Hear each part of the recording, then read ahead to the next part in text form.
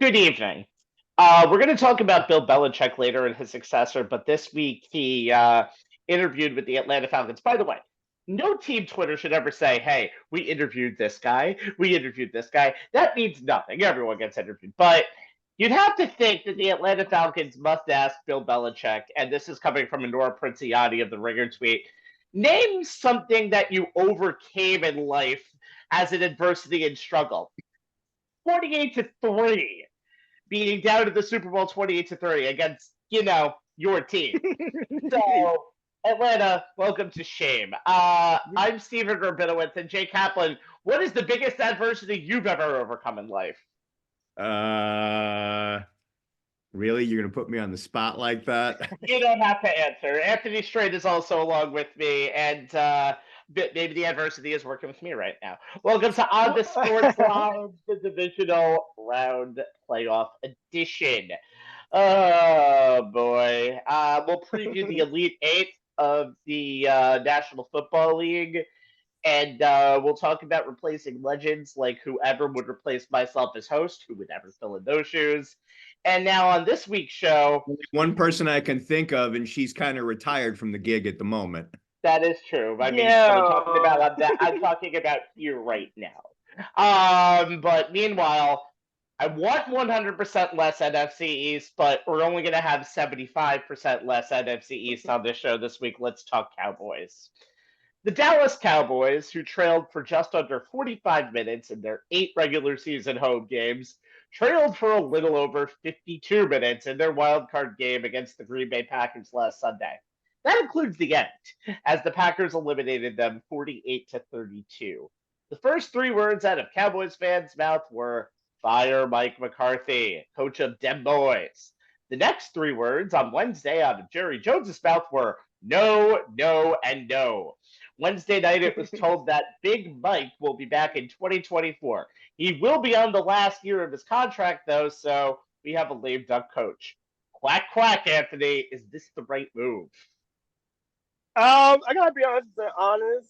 It was probably the only move because can anyone really picture Bill Belichick having to deal with Jerry Jones radio spots every week, doing a post game presser every week, and he didn't even allow his players to talk that much in New England. So that would have probably been a match made in hell in the same fashion that Bill Parcells and Jerry Jones was for 2 years, and then that eventually went belly up. But when you look at Mike McCarthy, look, 12-5, 3 straight years. The guy can coach. We know that. But the Dallas Cowboys is not mentioned on regular season success. We all know that.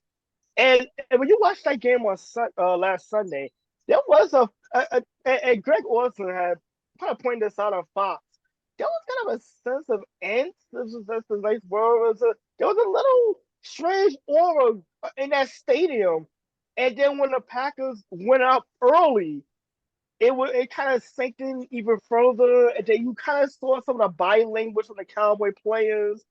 And it's just like this team looks so. I've never seen a 12-5 2 seed look so unprepared for a home playoff game with a heavily favorite. I mean, you literally have to zoom out the camera to find Dallas Cowboy defenders anywhere in the facility of a Green Bay Packer receiver because look, the defense was atrocious. The offense was off.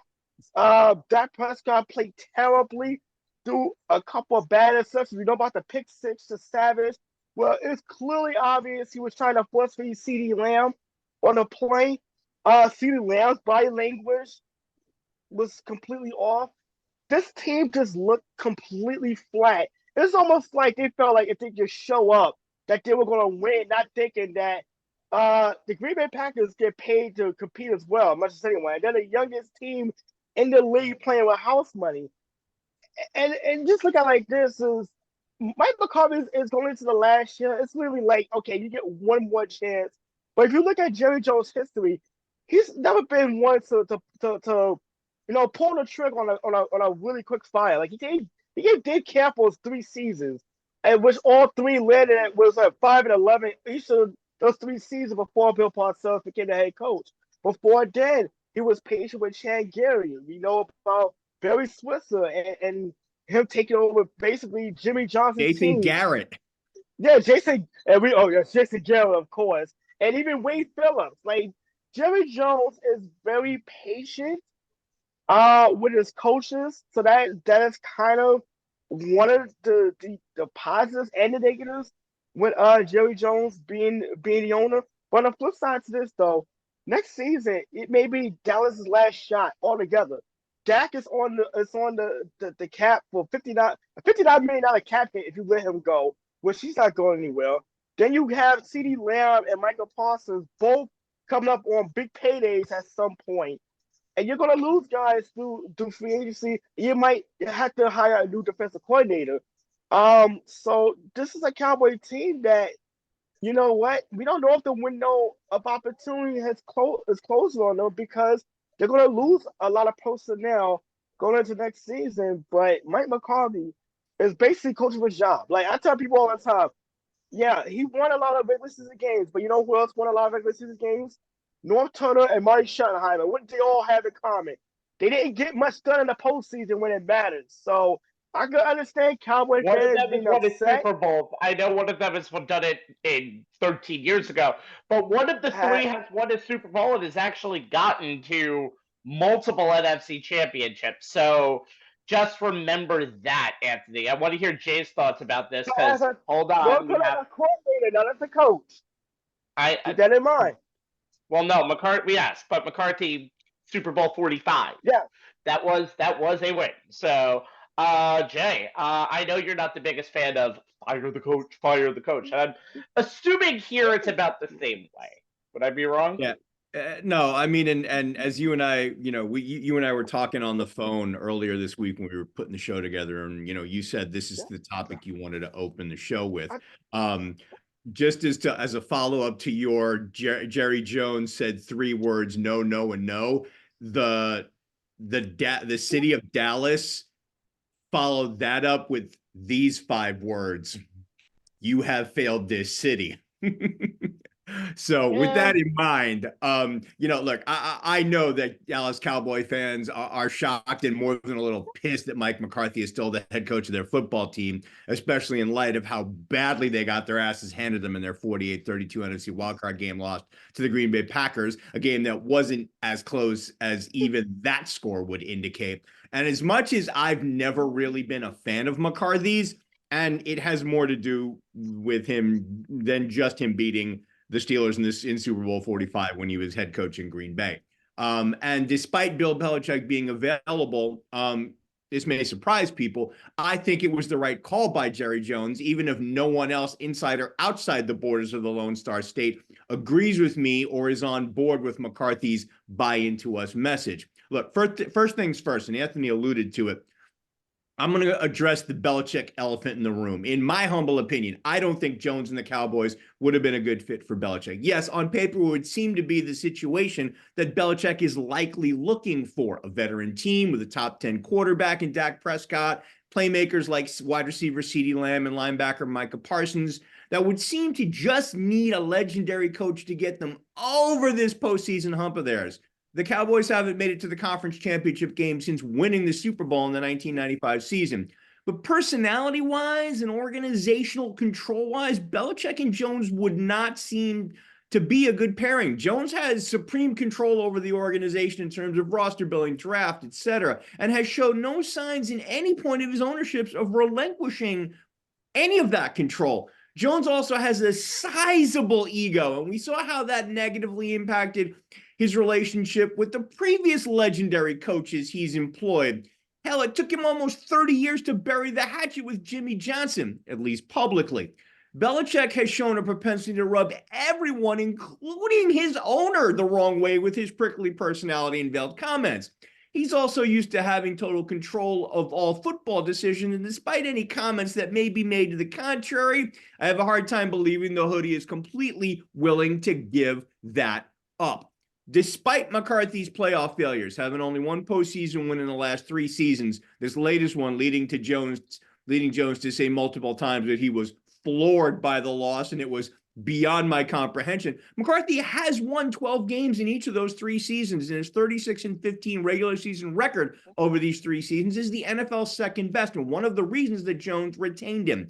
McCarthy taking over the offensive play calling this season after he parted ways with offensive coordinator Kellen Moore was a large part of why Prescott put up the season he did, completing almost 70% of his passes, over 4,500 yards, 7.7 yards per attempt, 36 touchdown passes against just 9 picks with a 105.9 passer rating. Those 36 touchdowns led the NFL. His completion percentage was second. His passer rating and his passing yards were number 3, and he made the Pro Bowl and was second team All-Pro.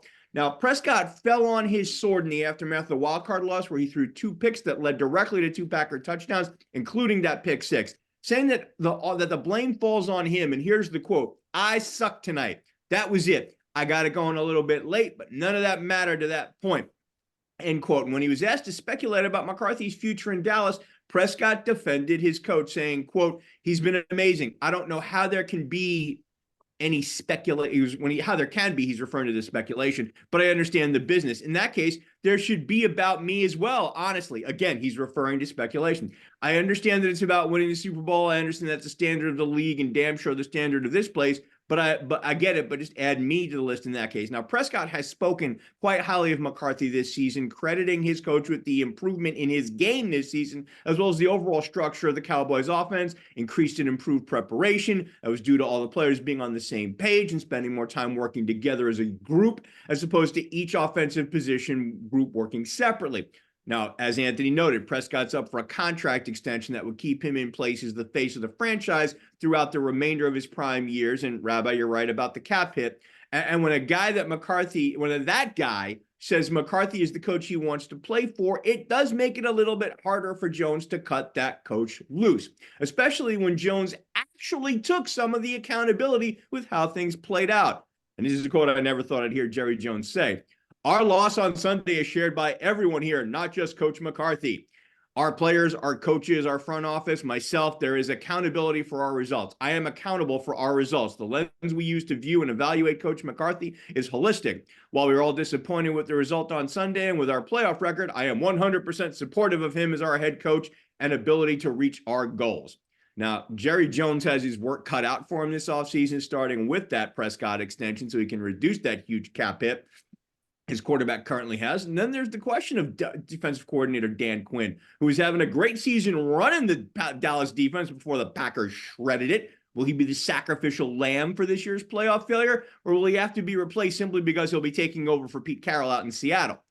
Dallas also needs to improve their middle-of-the-pack running game, figure out more, better, creative ways to get CeeDee Lamb the ball, among a host of other things. But however this offseason shakes out, McCarthy will get at least one more season, which, as y'all said, is the final season of his contract, to try and snap Dallas's 28-year Super Bowl drought. And I don't think it's the wrong call to give him that last season. I don't think it's the wrong call to give him that last season, but I'm going to give you the negatives first. And I mean, the consistency of Mike McCarthy is great, but just look, in his career, he's only 5 one-and-dones in the playoffs. That is 5 times he has entered the playoffs and lost in his first game. 5 times he has lost a home game in the playoffs. The home field advantage that you worked for the entire season. Did it 3 times with the Packers? Thank you, Giants. Doing it twice. Did it 2 times with the Cowboys. This is not great playoff success. And I'm always one to say, it sucks, but the first thing you have to do is shake up the team. And the first thing, unfortunately, does happen is it starts with the coach. But considering this was just one game, and it wasn't like there was, unlike what happened in Philadelphia with Nick Sirianni, there wasn't telltale signs that this was going to happen. There wasn't telltale signs. It was just a flat game for everybody. You said get CeeDee Lamb the ball more. The man had 20 more catches in the NFL than anybody did this year. So yeah, but really they struggled. He and Dak struggled to be on the same page in the play. Yes, in the one game though, and it's kind of just like all the Yankee struggles in past. You could do it in 162 games of the regular season, but it literally comes down to 5 games, and that's what happened. So you can see why that track record for Mike McCarthy means something, and it could be bad. However, The man has only missed the playoffs since 2007 4 times, and he has coached every single year except for one. And his record has been really good. He's been to 4 NFC championship games. None with the Cowboys, but he's been to 4 NFC championship games with the Packers. But you were mentioning Jerry Jones before, and I was thinking about it for a second. And I looked at McCarthy's numbers. It's not bad. He's been to three straight playoffs in a row and been to 2 divisional games. You know who only went to 3 divisional games in his entire tenure as Cowboys coach? Jason Garrett, who ended up coaching this team for 9.5 years. So when Jerry Jones is attached to somebody, he's attached to somebody. And a lot of the football moves that he's been making over his time has been to improve the team and not necessarily get the star running back. Micah Parsons was the number 12 pick. Or Eddie, it's been building a team. So he thinks McCarthy can take this team to the next level. However, I hate having a lame duck coach. He's not going to get an extension. Heaven forbid, Dallas would be burning down if he ever got an extension. And that's the man's going to be coaching for his job next year. And I'm never a big fan, especially in this day and age where social media is always tweeting at you to be coaching for your job. It's not the greatest way to do it, especially when, again, you've been 36-15 in your last 3 regular seasons. Just saying. Funny, when I was looking up, McCarthy's records and all that, the one stat that I came across that I found really interesting, I didn't use it in my segment, but I'm going to throw it out here, in defense of the negatives, if you will, even though that sounds weird. 3 straight 12-win seasons. He's the only coach in NFL history. And there have been multiple coaches who have won 12 games for 3 consecutive seasons. He's the only one of those coaches not to reach reach a conference championship game over that 3-year span. So I think I also heard, before we move on to the next segment, I think I also heard a stat that the Cowboys are the only franchise who's been in the top 10 in regular season standings that hasn't made it that far in the playoffs in the 4 major sports. So that is something to just keep in mind. I do have one more thing to add to this. Has anybody heard from Michael Parsons this week? I mean, the guy's such a big front runner. He has so much to say. I just want to put that out there. Calm down there. All right, Joe, calm down. All right. Here we go. We have the NFL's divisional roundup now. Jay and Anthony in these segments will give us one thing each team needs to do to ensure a trip to Championship Sunday, and I will give an X factor for each team, subject by my definition, of course, because I'm the greatest host ever. I can. All right, we shall start at the AFC, and this is a pretty star-studded Final Four. Let's start with the Baltimore Ravens and the Houston Texans, who met in Week 1 of the regular season. I actually looked. This is the 3rd out of 4 years that we have a Week 1 rematch in the playoffs. So these teams don't know each other really well. Considering in that game, it was 25-9 Baltimore that day, and it was C.J. Stroud's first start in the NFL. Leave him alone. All right, let's start with the Ravens. They were 13-4 in the regular season, and until a meaningless Week 18 game versus Pittsburgh, meaningless for them, not meaningless for Pittsburgh, they led at every 2-minute warning. That is insane. Jay, how do the Ravens get to, and I hate to bring it up, Lamar Jackson hasn't been to an AFC title game yet. He's only had 1 playoff victory. How do the Ravens get them to the next step? Well, I mean, you kind of gave me the perfect setup, and it really comes down to this. Lamar Jackson has to play like an MVP and not like he's previously played in the playoffs. And we all know where this comes from. Despite we being one of the best and most dangerous dual threat quarterbacks in the game, Jackson has been subpar in the postseason for his career. Due to injuries, he missed the 2022 playoffs, but in the 4 games he has suited up for, he's 1-3 with a 55.9% completion percentage. He averages only 225 yards passing per game with just a 6.6 yards per attempt. He has 3 touchdown passes against 5 interceptions, a passer rating of 68.3, and he's been sacked 19 times. Now, granted, he did have 2 games where he rushed for over 135 yards, but he also had 2 other games where he rushed for less than 55. Overall, He has 4 total touchdowns against 7 total turnovers. He has never posted a passer rating higher than 78.8 in a playoff game. The only quarterback to win more than 50 games in his first 6 seasons and have fewer postseason wins is Andy Dalton, who was 0-4. With as good of a regular season as Jackson has had, putting up career highs in completion percentage, 67.2, passing yards, 3,678, yards per attempt, 8 flat, throwing 24 touchdowns against just 7 picks and putting up a 102.7 passer rating, second highest of his career, including a perfect 158.3 passer rating in his last start of the regular season, in leading the Ravens to a 13-3 record in his 16 starts in the AFC #1 seed. He's the presumptive front runner favorite for his second MVP, and rightfully so, but it also has a lot of folks thinking back to 2019. That Ravens team went 14-2, closing the regular season with 12 straight victories and grabbing the AFC's top seed in a first-round bye, only to be unceremoniously bounced from the postseason in the divisional round by the 6th-seeded Tennessee Titans. Baltimore outgained Tennessee 530-300, but turned the ball over on 7 of its 11 possessions, 4 times on downs, 2 picks, 1 fumble.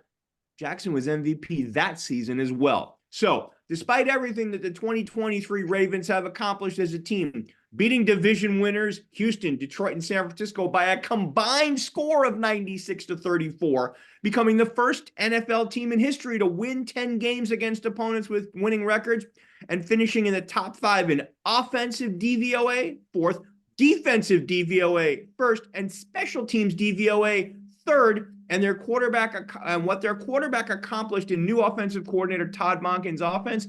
Both the team and especially Jackson need to play at that level in the postseason in order to exercise the ghosts of playoff paths. This version of the Ravens offense gives them the best chance to do so, with Jackson's evolution as a passer while still keeping the constant threat of him making plays with his legs, having legit wide receivers on the perimeter with rookie Zay Flowers and a revitalized OBJ.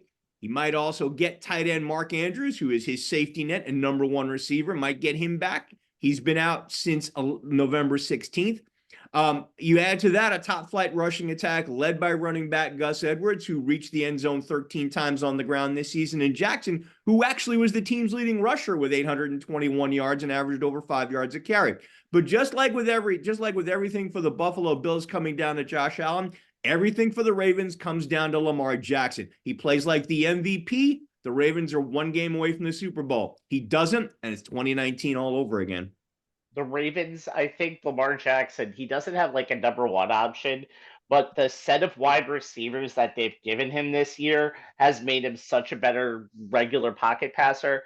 And it'll be very interesting to see. There will be a lot of pressure on him, but it's not just giving him better receivers, Rabbi. He's really flourished in Monken's scheme, and that's that the marriage between the type of offense that Monken ran at Georgia with Stetson Bennett as his quarterback, and the way he was able to adapt that scheme to fit what Lamar Jackson does best. The marriage between the two of them has been very impressive. It was one of the things, and I think I said this back in September when we were talking about it, about looking ahead to the season. I wanted to see, would the two of them be able to work together and find common ground? I have. And the way they've managed to do that, I have all the respect. I got to give props to both of them. They have really, they've collaborated really well. And again, this is after a long free agency over the offseason where a lot of teams could have had him, and they didn't. And look what's happened to Baltimore now. All right, Anthony, let's talk about the Houston Texans, who sent the Cleveland Browns to the proverbial woodshed, sorry, Alan, by a score of 45-14 in the wild card round. This is the first rookie QB coach to even make the playoffs since 2012, and the third combo to win a playoff game since the year of our Lord 1950. Anthony, how do the Texans pull off the upset? Well, here's the thing. I'm looking at Nico Collins, the wide receiver for the Texans, and obviously, if he's having a big game, also means CJ Stroud is having a big game as well.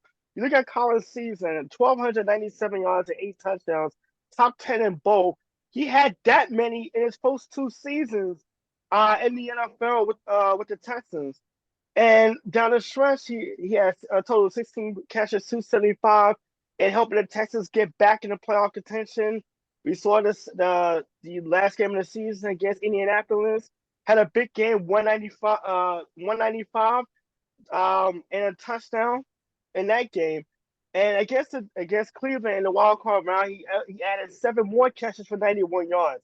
Now Collins is a great combination of a speed and playmaking ability that the Ravens, for their credit, have been able to shut down.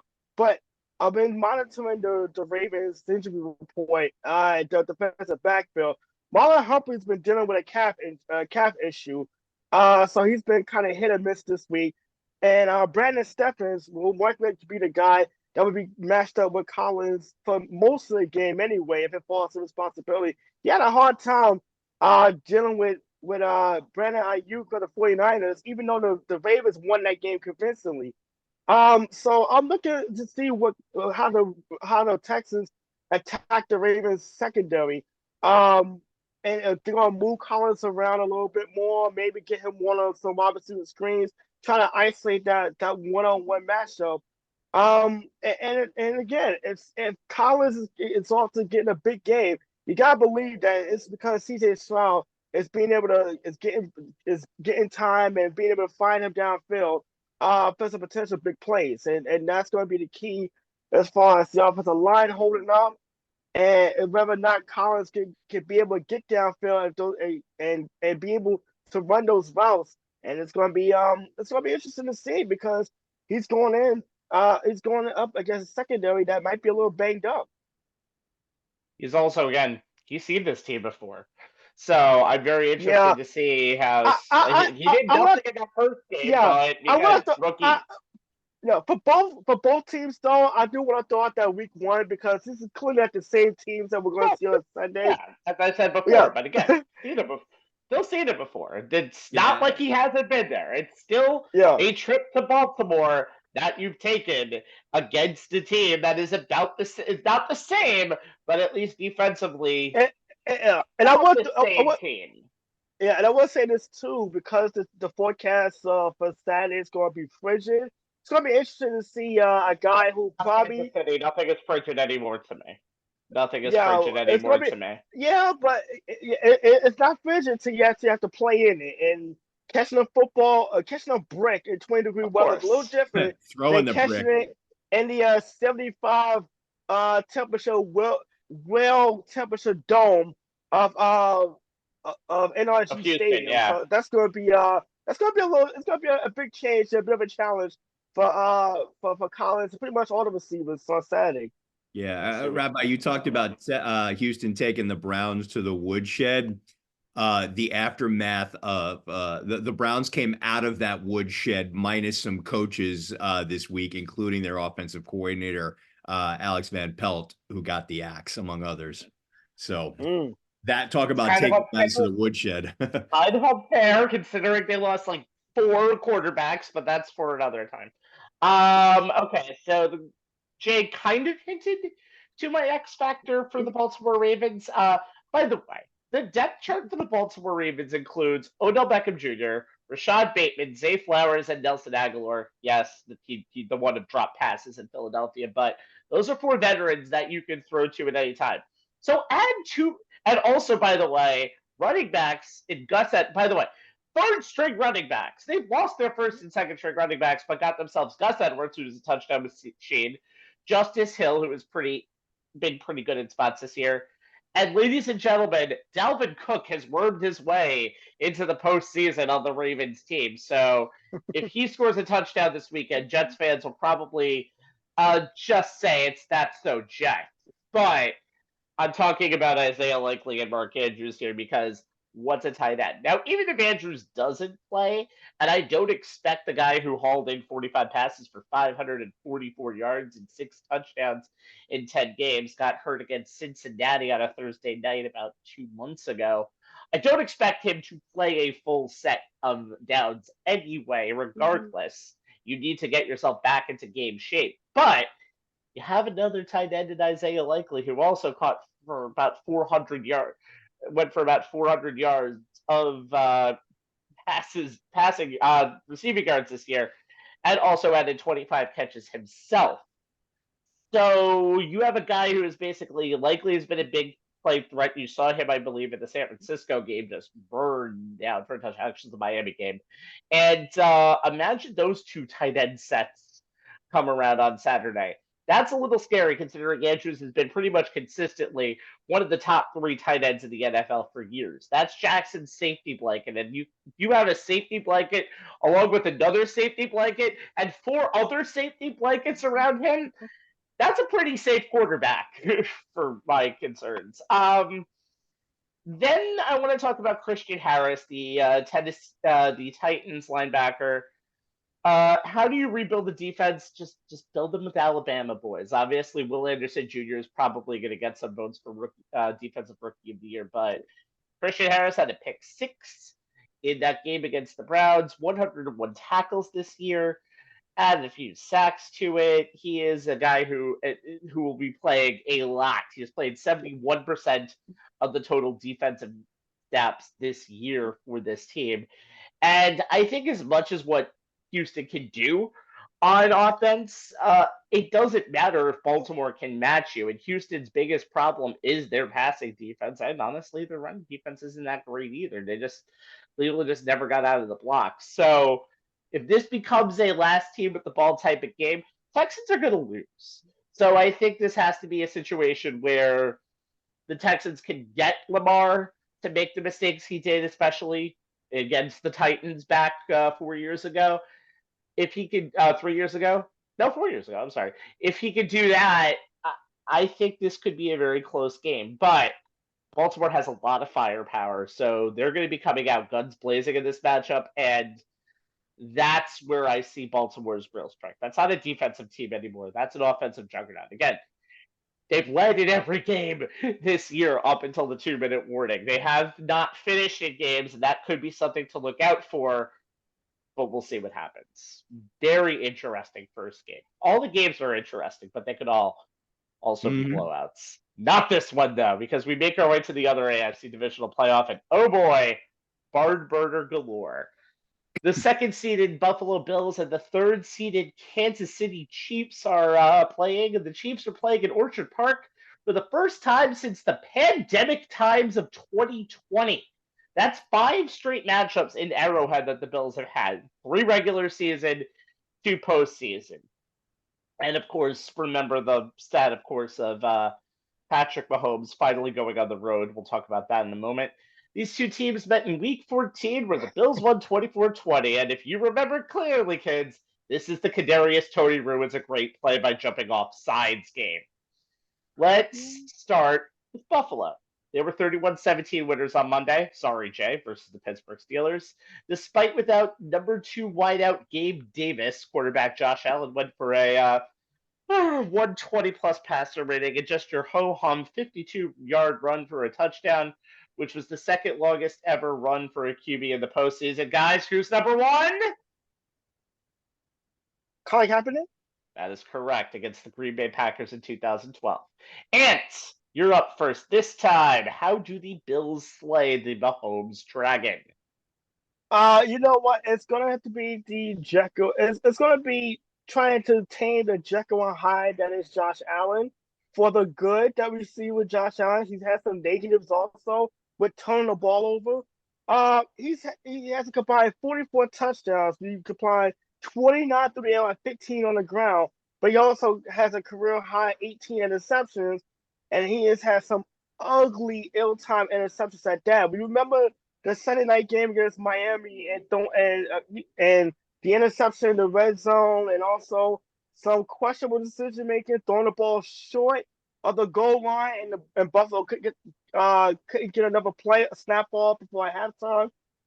It's a gift and a curse with Josh Allen, and I think the Bills coaching staff realized this. For every 29-yard touchdown dive that you saw the Kincaid, or the 52-yard run, because Josh Allen is that dynamic of a player, you're gonna have moments like the opening night against the Jets, where he throws he throws 4 interceptions, 3 of them to the same player because he's trying to force it to Stephon Diggs, or he just decides that he's gonna gunslinger mode and tries to thread the needle, and maybe maybe a little late on a pass.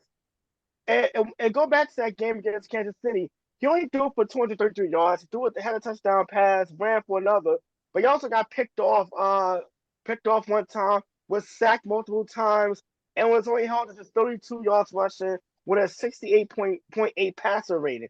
The thing with Josh Allen is that he is gonna take care of the football. The Chiefs have their struggles offensively. It's been well documented with their wide receiver issues. But this is still Patrick Mahomes. There's still Travis Kelce on that side of the ball. You do not want to give the Kansas City Chiefs extra possessions on a short field and allow them to take advantage of the situation. Look, the Josh Allen got away with a couple of throws last in that playoff game against Pittsburgh that could have been easy interceptions. He could have had more than that, even when the Bills have been on this current 5-game winning streak.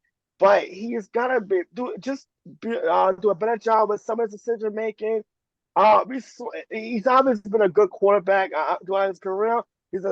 And the Bills' offense live and die with all his ability. But at the same time, this is a guy who is only second to Sam Howell as far as turnovers, and he's had 71 interceptions total through his first 6 seasons. So. It's a gift for the curse. Like his turnovers hasn't hurt the Bills all that much this season because they've only allowed 54 points off the turnovers. At the same time, you cannot keep playing with fire but for so long before you eventually get burned.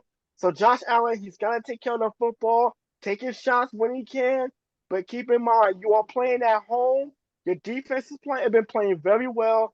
You don't want to give Patrick Mahomes any kind of momentum or extra opportunities when you finally have the Kansas City Chiefs in your backyard in the postseason.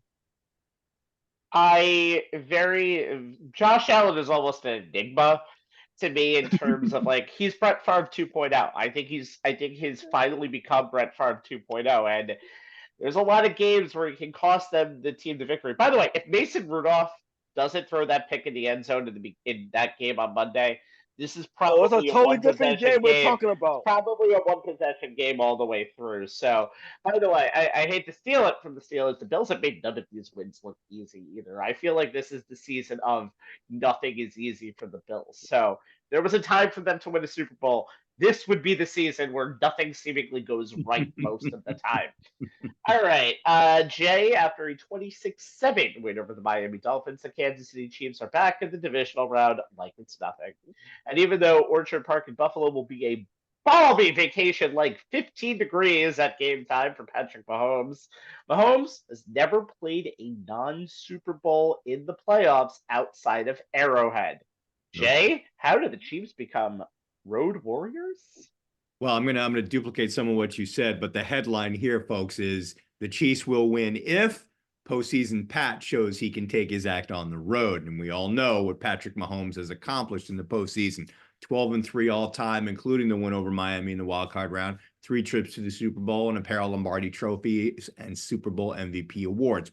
He completes 66.5% of his passes, averages 289.7 yards per game, 7.7 yards per attempt, and has thrown 36 touchdowns against only 7 picks with a 105.7 passer rating. But here's the thing, as the rabbi said, other than the 3 Super Bowls, which are played at neutral sites, Mahomes has never had to leave the friendly confines of Arrowhead Stadium. And as I've said on this show more than once, nobody wants to play the Chiefs at Arrowhead in January. This postseason, however, Mahomes will once again engage in a quarterback duel with the Bills' Josh Allen, number 3. But unlike 2020 and 2021, this time, as Rabbi said, the game will be in Allen's backyard, which makes it the first road playoff game ever for the Chiefs quarterback. Overall this season, Mahomes didn't seem to be overly affected by playing on the road. Chiefs went 5-2. Mahomes completed 69.7% of his passes, averaged 263.1 yards per game. He actually had a better yards per attempt on the road at home, 7.3 versus 6.8. But he only had 10 touchdowns against 8 picks, and his passer rating was only 90.4 on the road, as opposed to slightly better at home, 94.2. However, and this should give Chiefs Kingdom faith that Mahomes' magic will travel well. For his career in the regular season, Mahomes is 38-11 on the road. That's the most wins by any quarterback in their first 50 road starts since 1950 per ESPN Stats and Info. And he has a higher completion percentage on the road, 68% versus 64.9, a higher yards per attempt on the road, 8.3 versus 7.5, higher passer rating on the road versus at home, 107.6 to 99.3, and has thrown for more yards per game on the road, 306.8 versus 248.9, and more touchdowns on the road versus home, 119 to 100. And if ever there was a visiting team and quarterback that would be unfazed by typical Buffalo winter weather, temperatures are expected to be in the 20s, Rabbi. I actually checked the forecast. I checked before. It went down to 15 in a couple of days ago, so it went back up, which is good. I checked this morning. It's projected to be in the 20s, though no snow is in the forecast. It's the Chiefs and Mahomes, especially when you consider that their last game was played in -4-degree temperatures and a -27 wind chill, making it the fourth coldest game in NFL history. Temps in the 20s are downright balmy. Mahomes' performance was impressive in the wild card win, considering the Arctic-like conditions. He was only 23 of 41, 56.1% completions, 262 yards, 6.4 yards per attempt, one score, no picks, and 83.6 passer rating. He scrambled when he had needed to, either to extend plays or pick up yards. He had a 13-yard run. That's the one where his helmet got cracked, and as well as a 28-yarder, and finished with only one negative play, and that was an intentional grounding penalty. He was not sacked, nor did he seem to be adversely affected by the Kansas City weather, saying, quote, "It was cold, but you've got to be mentally tough enough to just say, it's not going to affect how we play. It's not going to affect my effort. It wasn't going to be like we were just going to run the ball. We ran the ball well, but at the same time, you have to throw the ball in order to have success in this league. I take that as a challenge." Mahomes is now 21-6 in his career in games played at 40-degree temperatures or colder, including 10-1 in the postseason. We'll see if he's adversely affected by the Bills' defense, which no doubt took notice of the Dolphins' extensive use of cover zero. Now, for the uneducated, that's man-to-man coverage with no deep safety help and heavy pressure, utilizing the entire defensive line and multiple blitzers.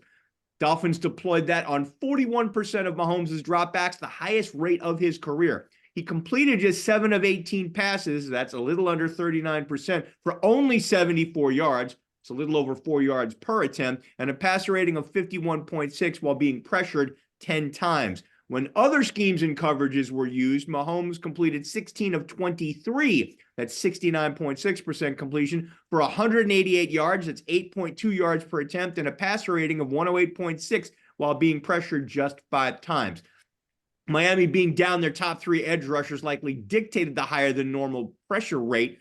Dolphins sent at least one extra rusher on 48.8% of the time, well more than double the 20.3 pressure rate that Mahomes was blitzed at the regular season.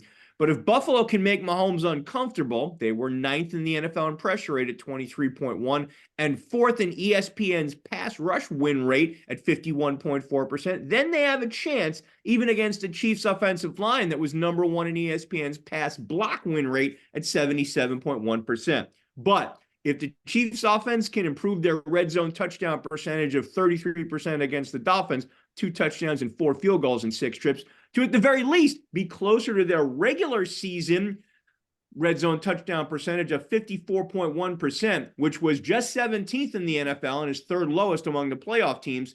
And if Mahomes' magic does indeed travel and Patrick plays to his career road numbers, well, then Kansas City is going to be 1 game away from back-to-back trips to the Super Bowl. And 4 out of 5 trips to the Super Bowl, which is very close to dynasty-like. Yeah, so the Bills. Josh Allen is the definition of hero ball. If you look up hero ball in the dictionary, you're going to see Josh Allen's picture right near it. And one thing that you need to do to alleviate being your hero ball is to have good wide receivers. Now, in the game against Pittsburgh, there were 7 people that caught passes, and none of them, Dalton Kincaid, people like Deontay Hardy, Khalil Shakir, who made a ridiculously huge move, and Dawson Knox, who of course caught one pass, which is for a touchdown. So you're going to need a Gabe Davis type person. Or are you? He does have a knee injury, did not play in last week's game against Pittsburgh. Hasn't practiced this week. He missed his second practice today. That would be Thursday right now. And he's really a hit or miss guy. I think we all remember the 2021/22 playoff game where he caught 4 touchdowns in a you score, I score, you score, I score, let's change the overtime rules type game back in 2 years ago. And he's still been he's a huge big play threat, by the way. He is a guy who is 18th in the NFL receiving touchdowns, and he averaged 16.6 yards per reception. He'd be a great boost for Buffalo. However, in the last 9 games that Gabe Davis played, he was blanketed, bageled 5 out of those 9 times. That's a scary proposition, especially for the fact that you were mentioning Stephon Diggs. The last 100-yard game that Stephon Diggs had was October 15th. Every single game since then, he has been in double digits, and he has only caught a touchdown in 3 games since that Giants game. So Diggs has been, and he's also been injured a little bit. He didn't practice today, but he should be ready to go for the game on Sunday. Buffalo's going to need everything in this game. Whether this game goes into overtime and both teams possess the ball, I think this should be an offensive game. Now remember, Buffalo's played their game against Kansas City where they've been in Kansas City. They've won in the last 3 regular seasons against Kansas City.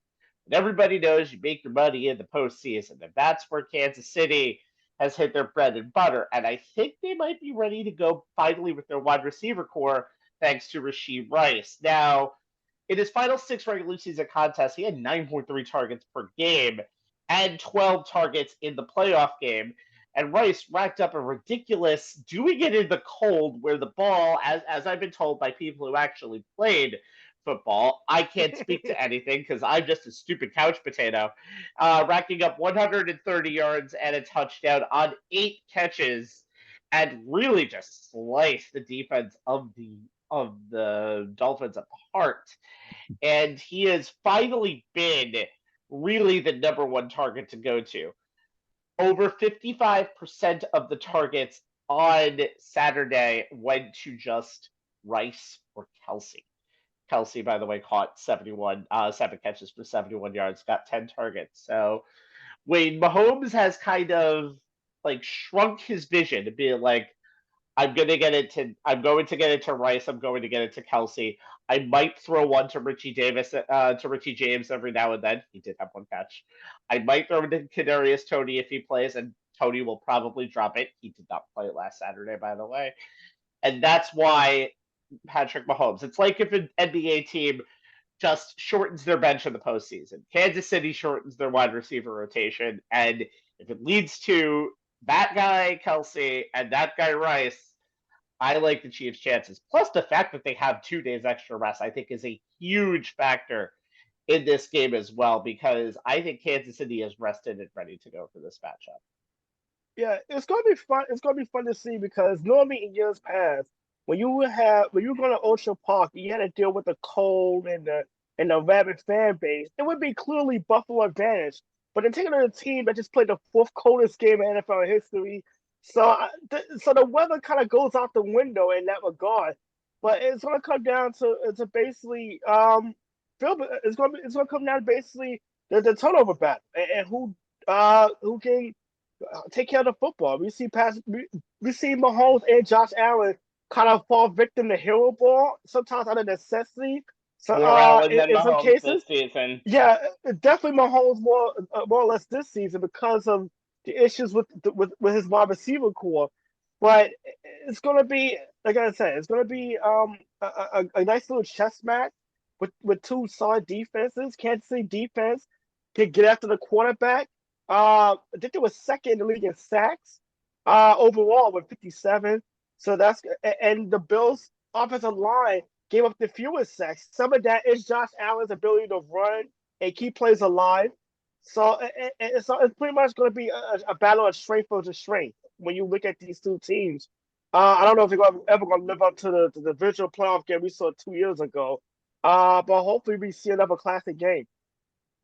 42-36. That game is still fresh in a lot of people's minds. We'll see what happens. By the way, also that was not a rowdy fan base on Saturday. I mean, they were there, but it was cold as hell. I feel like Buffalo would brave those temperatures. I'm not insulting Kansas City. Buffalo was insane enough to be like, I'll die of hypothermia to watch my team beat the Chiefs.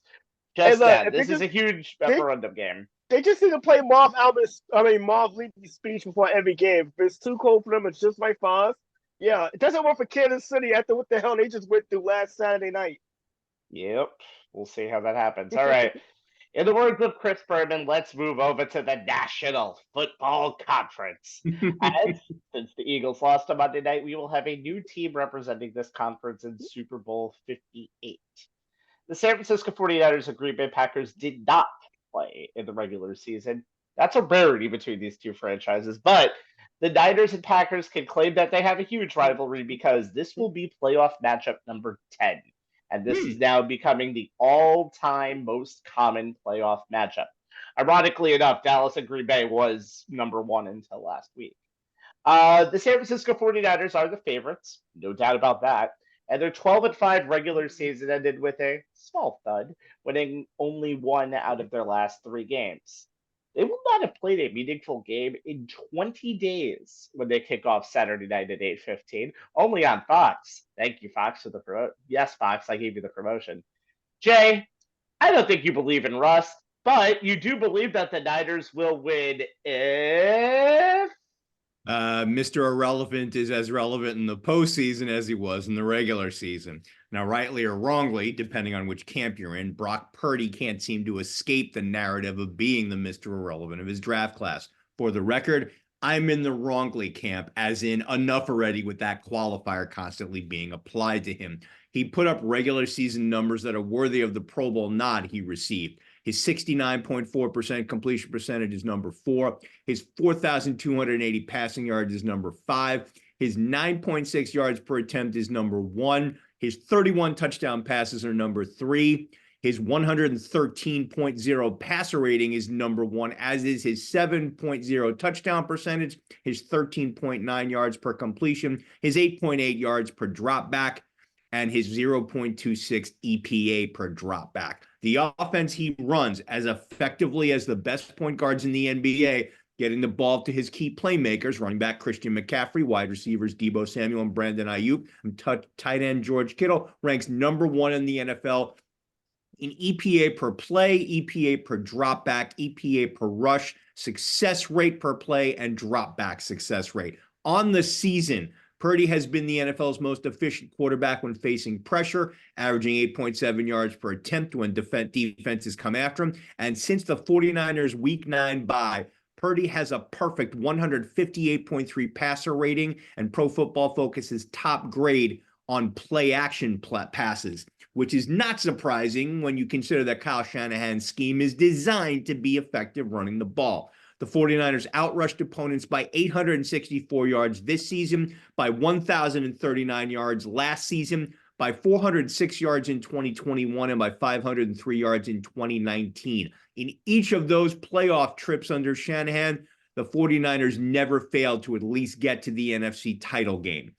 All of these impressive regular season stats by both Purdy and his team have put much higher expectations on the 49er quarterback's second trip to the playoffs, which is saying something considering he led the 49ers to the NFC title game last season as a rookie, going 2-1 in the 3 games he played. As the starter, he does take the loss in the NFC title game, even though he didn't finish it, completing 65.1% of his passes for 569 yards, 9 flat per attempt, 13.9 per completion with 3 scores against 0 picks and a 109.8 passer rating.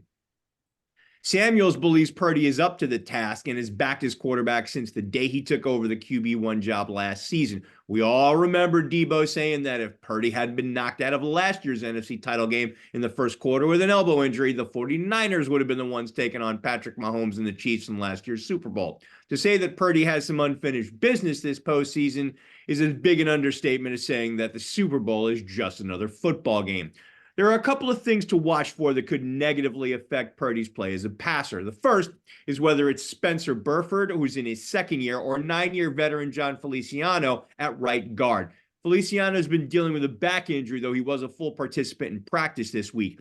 In 7 starts this season, Feliciano hasn't allowed a sack and committed only 2 penalties, while Burford's allowed 5 sacks and committed 9 penalties in his 13 starts. No 49ers offensive player has committed more penalties than Burford, and only right tackle Colton McKivitz, with 9 in 17 starts, has allowed more sacks. Facing a Packers pass rush that has 15 sacks in their current 4-game winning streak, including the wildcard winner of Dallas, where they dropped Dak Prescott 4 times, the 49ers need the veteran back at his right guard spot. The second thing that could adversely affect Purdy's play as a passer is the rain that's currently forecasted for Saturday's game. Wet footballs have been Purdy's kryptonite, as evidenced by his early game struggles in last year's come-from-behind wildcard win over the Seahawks. He missed his first 4 passes in his last 3 passes of the first half, going 9 for 19, 47.4% completion for just 147 yards. He did average 7.7 yards per pass and 1 touchdown in the game's first 2 frames, as he seemed to struggle with how slick the rain was making the footballs. When the weather improved, so did Purdy. He completed his first 5 passes and went 9 for 11 overall, 81.8% completion for 185 yards, 16.8 yards per attempt, and 2 scores in the second half as the 49ers outscored the Seahawks, 25-6 en route to the 41-23 win. Purdy also struggled in a rainy 1917 Week 6 loss to the Browns this season, where he completed just 12 of his 27 pass attempts, that's 44.4%, for just 107 yards, 4.6 per attempt, with 1 TD, 1 interception, and just a 52.5 passer rating, which was his second worst passer rating in a game this season. His worst, obviously, being his 44.7 passer rating in the 33-19 Christmas Day debacle against the Ravens. In the Cleveland game, his passes were wobbly. He missed badly on a deep ball to Kittle, and he also lost the ball on a 3rd down drop back. 49ers Nation will be praying that Mother Nature turns off her faucet by kickoff. Bottom line, Brock Purdy is at the controls of a 49ers offense that, when he's in sync with his playmakers, is a fully functional Death Star whose strengths are the weaknesses of a Packers defense that was 28th in the NFL in rushing yards allowed per game, 128.3, and 25th in passer rating allowed, 94.7. Those 2 stats and everything else I mentioned bodes well for the NFC's number 1 seed as they once again look to reach the NFC title game.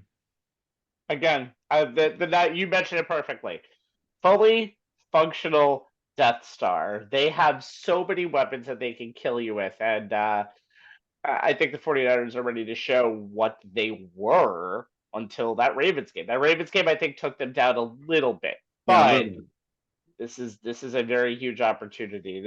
A lot of things have gone right already for the Niners to make a run back to the Super Bowl. All right, Anthony, the Green Bay Packers are not favorites, no doubt about that, but a 48-32, definitely not as good as a 2-possession game win. Definitely not as good as a 2-possession game win over the Dallas Cowboys. Put a lot of possible expectations on a team that started their season 3-6. FYI, the Niners have 9 more Pro Bowlers than the Packers do. Niners 9. Zero math. Anthony, the Packers will slay another giant if. I would bet the first playoff meeting between these 2 teams, the 1995 season, Green Bay upset the 49ers that afternoon. The 49ers were 9.5-point favorites that day, just as much as there would be 9.5-point favorites on Saturday. So there's a little bit of a history there.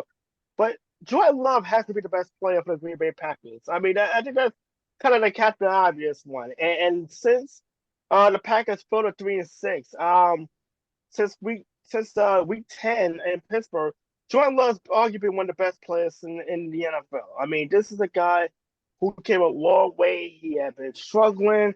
We saw that first game again that he started against Chicago, and it looked really bad. There was times in the first half of the year if you wonder if he can play the position, and ever since then he only goes off to throw 18 touchdowns and 1 interception as the Packers won 6 of the final 8 games to get into the playoffs. Against Dallas, he goes for 16 of 21, 272 yards and 3 touchdowns, and two of those and in many of those occasions, there wasn't a single Cowboy defensive player within the facility of a Packers receiver.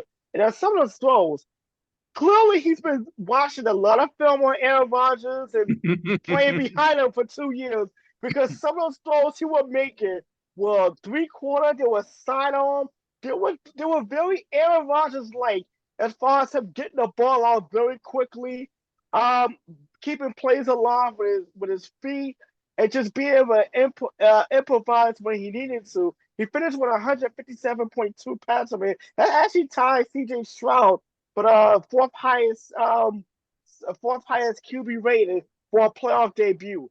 Um, when you look at his receiving core, Jaden Reed led the Packers in receiving this season, and he didn't have a single catch Sunday afternoon. He spread the ball around very well. Romeo Dobbs had 6 catches for 151. Luke Musgrave, the tight end, had 3 catches for 52 yards, and that touchdown win, there was just literally no one around him. I mean, Jordan Love has just been phenomenal, and credit to the obviously the coaching staff, and obviously tailoring the offense to what Jordan Love does the best. Obviously, having a healthy Jones back in the backfield, and him going for 118 helps an awful lot, because that opens up everything downfield with the play action. And Jordan Love really does run the play action very well, and how he's able to hide the ball, at least get the defensive backs to commit and sell before he actually decides to throw the ball downfield. The 49ers are well rested. They're a much better defensive team as far as stopping the run than the Cowboys are, and they're also better at playing the pass than we saw with the Dallas Cowboys. And they'll pass, and they can get after the quarterback without sending extra defenders. So it's going to be a challenge for to see how Jordan Love is able to move the offense downfield if those big plays are not available. The 49ers do a good job of taking away big plays, the big chunk plays. He may not have those the way he got them against the Cowboys. So it's going to be I say the first 15 plays is going to be very key when the Packers get the ball, to be able to establish a rhythm for Jordan Love, even if it's dink and dunk, even if it's like quick pass, quick slants, the quick bubble screens. You want to get him in a rhythm early on, the way they were able to do it in the wild card game, and obviously get his confidence up, really keep the 49ers defense and the pass rush off kind of off balance, and go from there, because I really do think the Packers went into AT&T Stadium with a punching chance and playing with house money, and look what happened. They were up 48-16 with 6 minutes to go at one point. I don't think they'll be able to get that many points, but if this game is close, you really gotta like the Packers' chances of pulling off another major upset. Major upset. I will say this. Major. Yeah, it would be a major upset. And I said this very clearly, I think via text, but I'll expand on it. If you count Week 18 winner-go-home games, Jordan Love has won as many elimination games in this postseason, which is 2, compared to the last 6 seasons of Aaron Rodgers on the Packers, which is also 2. So that's saying something. It is. This has been a very good season for the Packers, who might have found their 3rd franchise quarterback in a row. Go figure. That's insane. For the Niners, I think the X factor, you could pick anyone on the defense, obviously, because as much as Jordan Love has been hot, one of the reasons why Jordan Love was so successful last Sunday, was he never got pressure. He was pretty much standing in the pocket, literally being able to do those side throws and everything. So Talk about Chase Young getting from the outhouse to the penthouse, leaving from Washington and going to San Francisco. My God. He's had a pretty good season since he joined them back in week 9. He has 2 sacks. He's been on the field pretty much for about 50 to 60% of the plays. Stayed healthy outside of one real game. Has pretty much stayed healthy. And that defense is no joke. And that's going to have to kind of lead the way for this team because any momentum that Green Bay can get in this game is a problem. And again, don't believe in you don't believe in rust, but been a while since San Francisco has been on the field in a meaningful game. So I'm very curious to see how those, like you said, first 15 plays are huge because that can determine the difference of if this is a game or if this is not a game. This could easily become a blowout too if they can get a good pass rush on Jordan Love. Aaron Jones is another story. He had more touchdowns, by the way, in that Dallas game than he had the entire regular season. 2 He just regular beats up season, on the 3 Cowboys. postseason. He does, but he's also been beating up people for his entire career. He is in his late 20s now, which is dog years in the running back world of the NFL. Had 4 100-yard games to end the season. That is the most for any Green Bay Packers player since a guy named Dorsey Levens back in 2003. So I think it might have been Alon Green. I'm not sure, but it's been since 2003. But this is a team that needs to depend on Aaron Jones to establish something so they can really just do everything else. And you saw when Aaron Jones got those first 2 or 3 runs out, Green Bay was able to do anything they wanted. And I really think if Aaron Jones can have another 100 to 110-yard day, you said the forecast calls for rain on Saturday. It's like Christian McCaffrey versus Aaron Jones. That's a nice little star matchup right there to watch.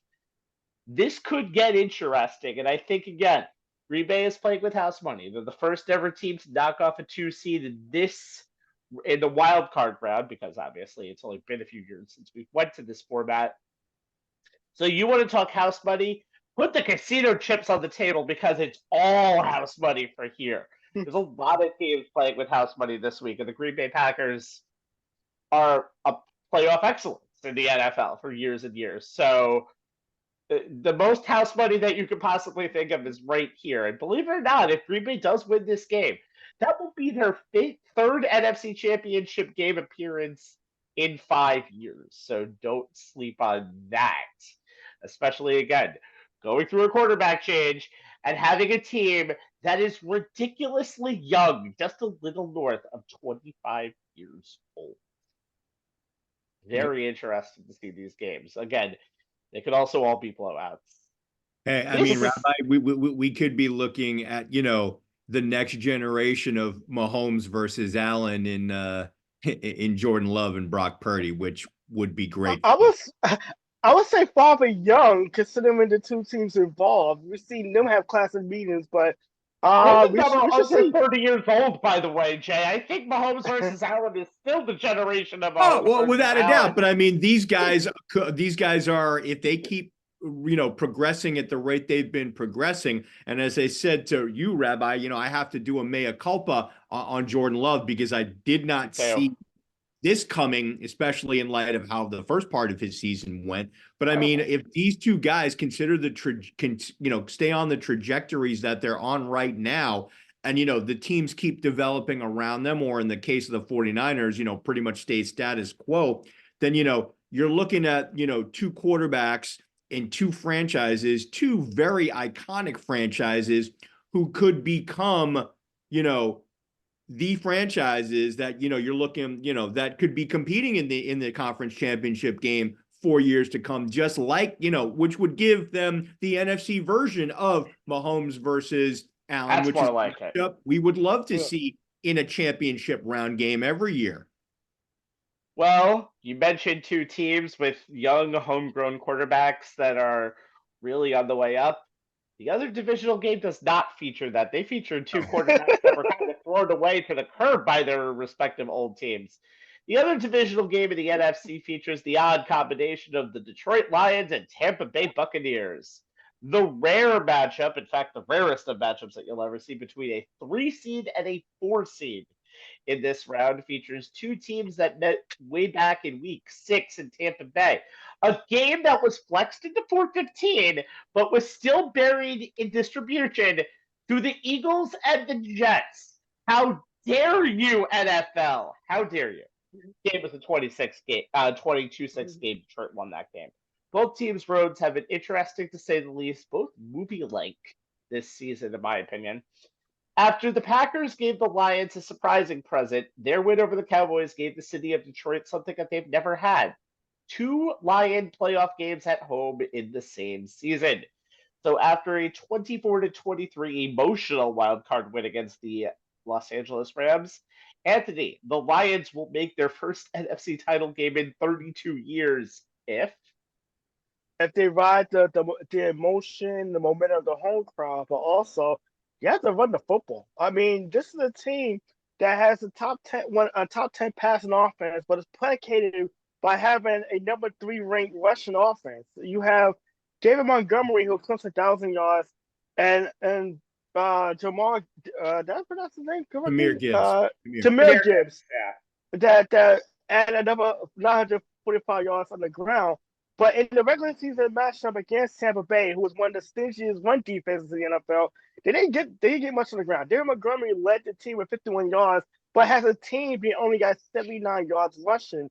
In the wild card win against the Rams, they didn't really get much on the ground going either.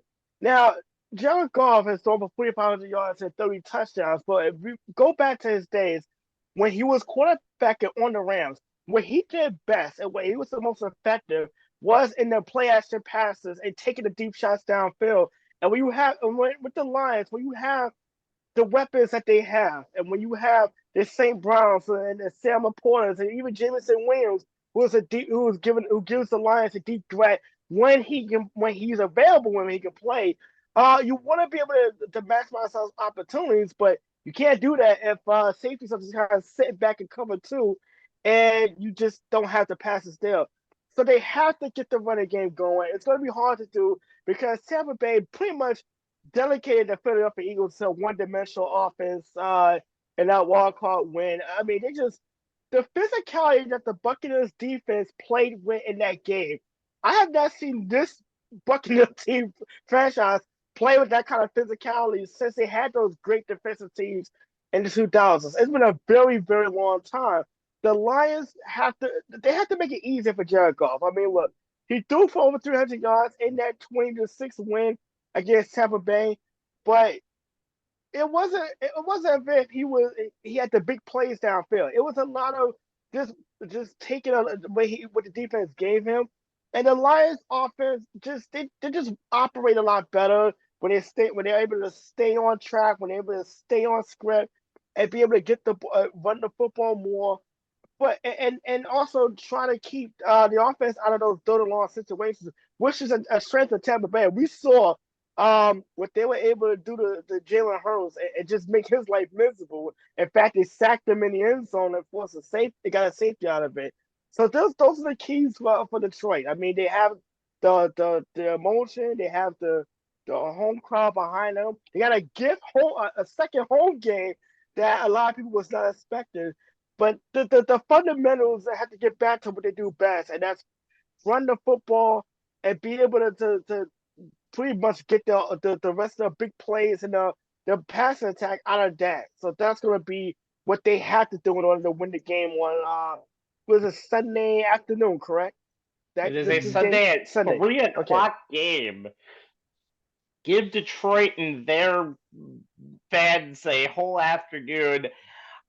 That's the best home. I know Jay talks about how GEHA/Arrowhead Field is the best home field advantage. Field at Arrowhead Stadium, I believe, is how they refer to it. They call it. It's such a. I still call it GEHA. It's like they're borrowing from college basketball teams, you know.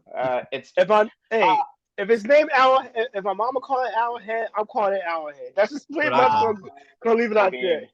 I mean, that's a whole other topic for a whole other time. But as I was saying before we get too on track, that's the best home field advantage this playoff so far because Detroit has literally been a powder keg that is now exploded into what we've seen, what we saw against the Rams. It was a very emotional scene, and I love this for the city of Detroit. I don't know if they've played in a Super Bowl type level, but they might be getting to an NFC championship because we're gonna see the Lions with this next team, the Bucks, in the NFC championship. Go figure. Finally, we have the Tampa Bay Buccaneers and the cast-off known as Baker Mayfield, who was playing practice snaps last year for the Carolina Panthers as a guard. Yeah, that's true. He became the first ever Bucks quarterback who went for 300 yards and 3 TDs in the Stealing my playoff number game. one stat in his Yep. intro. I know. Ah! Listen. I do my stuff too. By the way, also the fourth ever quarterback to win as a number one draft pick for two franchises. I heard, by the way, the Bucks had a guy on their payroll by the name of Brady the last 3 seasons, so you think he would be able to do it. The 32-9 Tampa Bay win against Philadelphia that we just mentioned was the Bucks' sixth win in their last 7 games. I think I know what Jace angle is. So how will the Bucks get the probable NFC Championship? How will they win it? They'll win if Baker and the offense continue to make those splash plays that I referenced on the preview show. But before I get into that, Rabbi, I got a couple of nuggets about the Detroit Lions. Well, one comment and one question. Amon-Ra St. Brown, Donovan Peoples-Jones. Do the Detroit Lions have the best? Their starting wide receivers make the all NFL name team. Those are just awesome. And number two, this is a question that got posed on our group text but was never answered. Anthony, is there room on the Lions bandwagon for the Rabbi? Good question, Rabbi. I mean, hey, look, Eminem, hey, on. And by the way, here's a nugget. I kind of threw this out there, kind of joking around. The Lions' last playoff win was January 1992. You know, the back end of the 1991 season. I'm a video game head. Tecmo Super Bowl was released 3 weeks earlier for the Christmas holiday season. It was one of my Christmas gifts for that year. So that's why I was insane. I was like, everything comes full circle on this show, y'all. So it was just like a crazy thing. Back to Baker Mayfield. Yes, the NFC South champs have been getting no respect from anyone outside the 813 area code. And their impressive 32-9 wildcard win over the Eagles has only partially changed the narrative, as instead of crediting the Bucks, there's still plenty of folk pointing to the utter disaster that was the Eagles, especially their defense, as the reason the Bucks will be in Detroit this weekend. I'm not one of those folks. As far as I'm concerned, quarterback Baker Mayfield, who gutted out the game playing with painful rib and ankle injuries, did exactly what I said he needed to do on the last show, and he led Tampa Bay to a well-earned victory. Mayfield went 22 of 36, 61.1% completions for 337 yards, 9.4 per attempt, with 3 touchdowns, no picks, and a 119.8 passer rating, becoming the first quarterback in Tampa Bay history with 300 plus passing yards and 3+ TDs passing in the same game. Tom Brady's the only other Bucs quarterback to have a 300-yard passing game. He had 3, and a 3-touchdown pass game. He had 2 in the playoffs, but never in the same game. Mayfield did it despite several awful drops from his receivers, including nearly a half dozen drops in the first half alone. 2 of Mayfield's touchdown passes came on the type of big splash plays I said on the last show that the Bucs quarterback needed to make. The first was a 44-yarder to David Moore in the first quarter. The second was a 56-yarder to Trey Palmer in the third quarter. Mayfield's third touchdown pass also qualifies as a splash play, as he connected with Chris Godwin from 23 yards out to put the game away with 5:42 remaining in the fourth quarter. All 3 of those touchdowns came against man coverage schemes by the Eagles. Overall, the offense put up 426 total yards, 23 first downs, and converted 42.9% of their third down attempts, going 6 of 14. The standard counting stats are impressive on their own, but if you dig a little deeper, and of course, as OTSL's resident stat king, I did, There's a number that jumps out at you, and that number should make the Lions a little nervous. 219. That's the number of yards after catch that Tampa Bay's pass catchers put up, and it's more than they put up in any regular season game. Wide receiver David Moore had 36 yards after the catch on that 44-yard touchdown, and tight end Cade Otton, who had a game-high 8 receptions, had 56 of his 89 receiving yards after the catch. Why should that make the Lions a little nervous? Well, Detroit played some form of man coverage on about 33% of their defensive snaps in the regular season, and they ranked 18th in the NFL in yards after catch allowed when playing man coverage. They also gave up 22 TD passes while grabbing only 3 picks. They were much better in zone coverage, which they played on about 66% of their defensive snaps in the regular season, and they ranked 8th in yards after catch allowed, giving up only 6 touchdown passes while grabbing 13 interceptions. How those Lions defensive snap percentages play out is something both Buccaneers offensive coordinator Dave Canales and yours truly will be watching. If you look at certain strengths and weaknesses for each team, you can see the road the Bucs need to take if they're to win in advance. And as I said on the last show, it starts with Baker Mayfield making plays in the Bucs passing game, which has been much more efficient than their running game. Tampa Bay was 9th in the NFL in EPA per dropback, 0.10 during the regular season, which should give them an advantage against the Lions defense, whose strength is defending the run. They allowed only 88.8 yards per game, number 2 in the NFL, and 3.7 yards per carry, number 3. Unfortunately, that's something the Bucs aren't likely to do too much. But the weakness of the Lions is defending the pass. They allowed 247 yards per game through the air. That's 27th in the NFL. 7.8 yards per attempt, 31st, and 12.3 yards per completion, 32nd last. And that plays into exactly how the Bucs want to attack on offense. Otton said the Bucs as a team take on Mayfield's character. Here's the quote. It's just watching his actions, the way he plays, the way he practices, the way he leads. It's very genuine, and he is always just competing. He's wanting to win, but he also wants camaraderie with us. It's just a great person to have as the leader of our team, end quote. The Bucs will go as far as Baker Mayfield can take them, and if he can do to the Lions what he did to the Eagles, he'll do something else Brady did in a Tampa Bay uniform, take the Bucs to the NFC title game. Okay, so I'm going to say a quote from Chris Collinsworth. I might have misquoted it a little bit. Detroit told us that our defense was so bad last year that we had to focus on one thing to get better at. So they decided to get better against the run, which they did. It did pretty good against Kyren Williams, but Puka Nacua almost went for 200 yards on that team, and he was just great.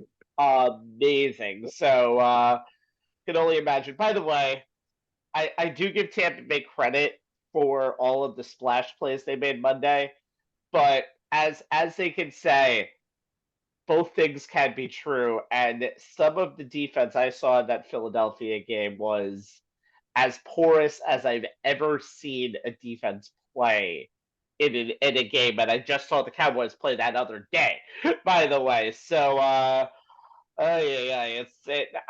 Tampa Bay does have a lot of good things to do with the passing game, so but it can't be any worse than what Philly did on Monday. That was some of the most pathetic defense I have ever seen. We saw some bad defensive displays this week, and it was really bad. They say defense wins championships, but a lot of offenses rule the day. A lot of missed tacklers. No defense coordinated by Matt Patricia. How is this guy still how is this guy still a defensive play caller? That one of the reasons why that team went down as the season went when Patricia took over play call. But that's another story for another time. That can be told on the behind the music why Nick Sirianni got fired from the Eagles, whether it be now or later next year. Between that and the random fan dumping popcorn on him while he's leaving the field down in Tampa, I'm quite sure that clip's gonna make it into that documentary at some point. Also, the one guy who had the Nick Sirianni should be fired sign. Just a random guy with the one Sirianni should be fired sign. All right. So this is not Nick Sirianni we're talking about. We're talking about some legends right now. Bill Belichick was a legend at the head coaching position for the New England Patriots. Nick Saban was the GOAT at the coaching position for the Alabama Crimson Tide. And to honor their legacy, both teams waited less than 48 hours to hire their replacements. Get out! The Crimson Tide replaced Saban with Kellen DeBoer, the 49-year-old wunderkid, and yes, you can still be called a wunderkid at 49, who has rarely lost at any coaching position outside of the 1 year when he was with Fresno State during COVID. And they just brought Washington to the national title game. And then comes Bill Belichick's replacement in the 38-year-old Jerod Mayo, who fills the succession plan. I thought the succession plan was winning all of the Emmys, but it's also this. That was the succession plan that the Pats had and will be the follower to Big Bill's Foxborough legacy. All right, gents, what do we think of these new hires for two very storied franchises? Jay, your opinion on Mayo, and I personally want to tell you that my wife hates Mayo. That's the condiment, not I was about to ask, are we talking about the new Patriots coach or the condiment? We're talking about the condiment. Well, that's a whole different story that I will have with your wife when I see you guys for the Super Bowl. Please do. With regards to Jerod Mayo taking over for Belichick, this succession plan has officially been in place for a little over a year. The reason no one else was contacted or needed to be contacted about the head coach role was because last January, the Patriots, in a closed-door meeting, added language to Mayo's contract that he would succeed Bill Belichick as the Patriots head coach, and they advised the NFL of that. And because they did so, the Patriots were not required to conduct the usual extensive and exhaustive coaching search, including following the Rooney Rule, which requires teams to conduct in-person interviews with at least 2 external minority candidates. A condition in the Rooney Rule and the anti-tampering policy allows teams to bypass the typical interview process if they establish in writing a succession plan and communicate that with the league before the start of the season, meaning a year in advance. According to NFL sources, Belichick was fully aware and fully on board with the plan. Similar wording was put into his contract as well when the Crafts extended his deal through 2024. The ideal situation was to have Belichick be the Patriots coach for at least 2023 and 2024, which would give him the chance to pass Don Shula's all-time wins record. He's now 15 wins shy, and give him time to properly prepare Mayo to take over the reins. Mayo becomes the first black non-interim head coach for the Patriots, which is interesting itself. And even when well-known candidates like former linebacker Mike Vrabel, who just been let go by the Titans, became available last week, owners Robert and Jonathan Kraft stuck with their plan, confident for over a year that Mayo will make a good head coach, and thus they didn't deviate from that plan. Back in March, Robert Kraft said that Mayo has, quote, no ceiling on his ability to coach, calling him, quote, an heir apparent. Mayo was drafted with a 10th overall pick in 2008 and won Defensive Rookie of the Year. Because he and Belichick saw the game the same way, he's considered one of the smartest players Belichick has ever coached. Teammates used to refer to the former linebacker who spent his entire 8-year career in Foxborough as Jerod Belichick. However, Mayo is very much his own man. He made that abundantly clear in his introductory press conference, saying, quote, I'm not trying to be Bill. Bill is his own man. If you can't tell by now, I'm a little different. I want people around me that are going to question my ideas and the way we've done things in the past. The number one thing is going to be developing people. With this generation, you have to show them you care about them before you can get into X's and O's. Now, having been so close with Belichick for so long, that will allow a certain amount of continuity of the Patriot way. But one of the big reasons he was handpicked to be Belichick's successor was because of how different he is from Belichick in other areas. As I talked about on the last show, Belichick was very siloed and reclusive. He was the sole decision maker for football, for all things football, with very little input from anyone else. Mayo, on the other hand, values collaboration. He doesn't want his staff to be an echo chamber, and in a glaring divergence from how Belichick operated, he thinks job titles are actually important, saying that he fully intends to hire coordinators for the offense, defense, and special teams. The OC hire will be the big one due to the number of questions that exist on that side of the ball, starting with a very unsettled quarterback situation, most of which I discussed on our last show. Current offensive coordinator Bill O'Brien is still under contract, but with him in charge, the Patriots were tied for last in points scored with the Carolina Panthers and were closer to the bottom in a lot of other offensive categories. O'Brien could be retained, but with names like Vikings wide receiver coach Keenan McCardell, Cleveland Browns passing coordinator Chad O'Shea, and possibly Commanders offensive coordinator Eric Bieniemy out there, This is the hire that everyone will scrutinize. It's a new day in Foxborough, folks. Can Jerod Mayo help the Patriots turn the page and get them back on the road to respectability? The Crafts are all in. The rest of us, well, we'll watch and see. As Anthony and I were discussing before we came on the air tonight, and we're in agreement on this, it's not easy following a legend, no matter who you are or how highly you're thought of. I have breaking news, by the way, to your point. Bill O'Brien is not going to be retained by the Patriots. He left. He left. He left. He is going to be the offensive coordinator for the Ohio State Buckeyes. Wow. That means is Ryan Day gonna give up the play calling? That seems like the plan, and that thought it was going to be. So it's news interesting on the sports lines, folks. Yep, happened about an hour ago, right before we went on. But that's a big move, and a lot of ripples to that. So, all right, so that's going to make that offensive coordinator position hire even more interesting. I'm interested to see, because I don't know if they'll stay, but it seems like the Patriots said that the Belichicks, in terms of Steve, and I don't remember the other son, would be able to stay on the staff if they wanted to. Yeah, they're on the defensive and special team side of the ball. So I know Steve had a little bit to do with the offense, possibly more than he should have, but we'll see what happens going forward with that team. It's going to be very interesting. Can't go anywhere but up, and it'll also be interesting to be what they do with that quarterback position, whether it be a new face or if they go a little bit different. I have a feeling it's not going to be that, but we'll see what happens. All right. I honestly don't see a Mac Jones reclamation project happening in Foxborough next year. Yeah, that's for another time that we'll talk about that. Anthony, I'm going to be like a caller right now for the Paul Feinbaum show. What do you think about this new hire? I love this DeBoer guy. He's won everywhere that he's went.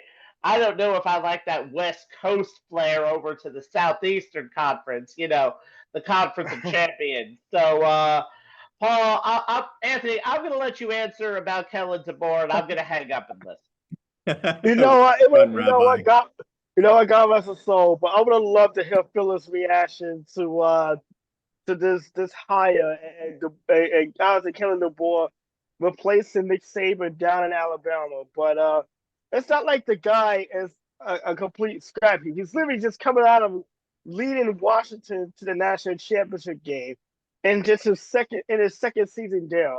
And the guy is track record. They were 11-2 at the year before going 14-1. Obviously, the one being the national title game loss. And before that, he was part of he was offensive coordinator of Southern Illinois, Eastern Michigan, Fresno State. So the guy has the resume and clearly has a level of success.